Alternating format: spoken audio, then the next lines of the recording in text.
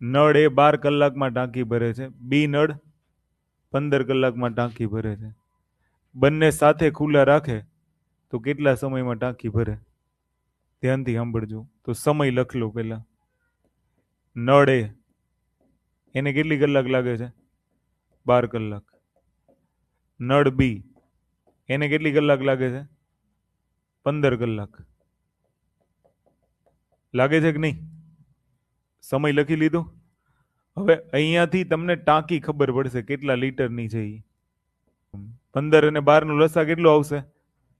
તો એનો મતલબ આ થઈ ગયું કાર્ય, કે બંને નળ આ 12 કલાકમાં 60 લીટર ભરે, આ 15 કલાકમાં 60 લીટર ભરે. તો મને એમ કહો કે નળ એ 12 કલાકમાં 60 લીટર ભરતું હોય તો 1 કલાકમાં કેટલા લીટર ભરે?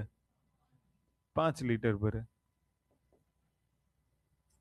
નળ બી છે એ 15 કલાકમાં 60 લીટર ભરતું હોય તો 1 કલાકમાં કેટલા લીટર ભરે?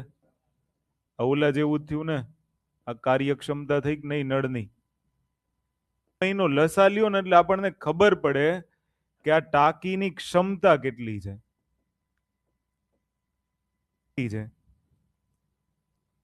બરોબર. ટાંકીની ક્ષમતા કેટલા લીટરની છે? 60 લીટરની. આ બાજુ છે ને નળ એ છે. આ નળ એને હું ખુલ્લો કરું તો અહીંયાથી જે પાણી આવે છે તો આ નળ એની ક્ષમતા કેટલી કે 1 કલાકમાં કેટલા લીટર ભરી નાખે?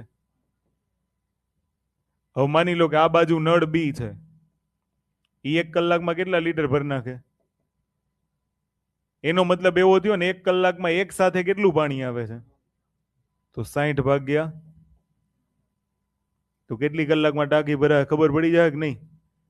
તો 3 દુ 6, સોરી 3 તેરી 9 અને 20 તેરી તો કેટલી કલાક લાગશે? 20 ના છેદમાં તો આ જવાબ.